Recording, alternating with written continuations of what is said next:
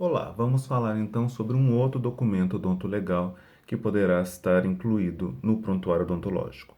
É justamente o contrato de prestação de serviços odontológicos. Esse contrato odontológico, ele vai vir de um acordo de vontades entre duas ou mais pessoas a respeito de um certo e determinado assunto, né? O acordo de vontade entre duas ou mais pessoas será o paciente e o profissional, e a respeito de um certo assunto, esse assunto é o tratamento odontológico. Para esse contrato ser legalmente válido, o indivíduo, o paciente, tem que ser civilmente capaz. Então vamos ver aqui no Código Civil, o artigo 5º, o que ele fala para a gente. A menoridade cessa aos 18 anos completos, quando a pessoa fica habilitada à prática de todos os atos da vida civil. Por exemplo, essa pessoa que tem mais de 18 anos, ela poderá entrar no seu consultório e firmar com você um contrato, né? Veja que o artigo 3º fala que são absolutamente incapazes de exercer atos da vida civil os menores de 16 anos e são, no artigo 4º, incapazes relativamente os maiores de 16 e menores de 18 anos. Então, de uma maneira bem simples e generalizada, a gente só pode firmar, só pode estabelecer um contrato odontológico com indivíduos acima de 18 anos. O que é esse contrato, né? Ele vai vir, toda relação paciente-profissional é uma relação contratual. Por quê? Porque vai existir obrigação para ambas as partes.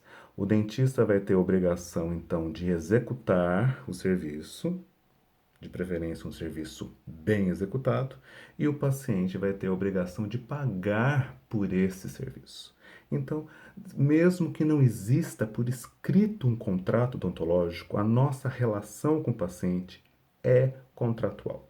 E aí a gente pergunta, por que não pôr no papel, né?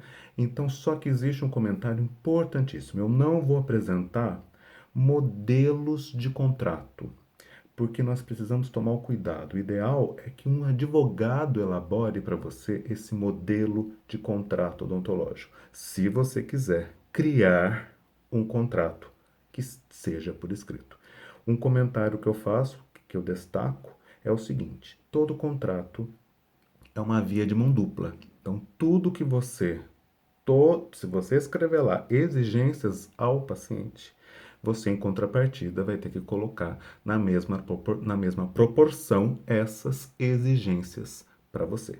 Por exemplo, se você estabelecer lá um artigo que fala, se o paciente faltar, será cobrado R$ 50 a mais no valor do tratamento. Você vai ter que colocar também um outro artigo dizendo que se você, dentista, faltar e não avisar o paciente, será descontado daquele valor do tratamento R$ 50, certo?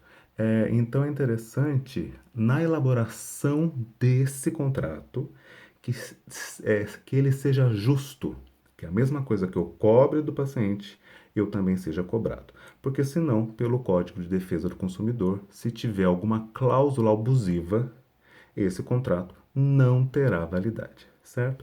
Eu destaco que talvez a grande importância do contrato seria a especificação do tratamento, o custo desse tratamento e a forma de pagamento.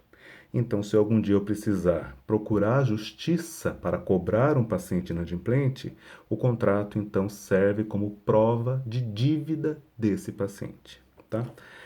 Quem não quiser fazer contrato, pode ir lá no prontuário criar no campo de plano de tratamento, como eu já mostrei na aula lá de ficha clínica, as opções de tratamento, o valor de cada opção, qual é a opção que o paciente escolheu, e depois você pode escrever, ó, o paciente escolheu a opção 2, o valor vai ser tal, qual é a forma de pagamento. Então isso substituiria, teoricamente, a presença física de um contrato odontológico. Muito bem, até a próxima aula.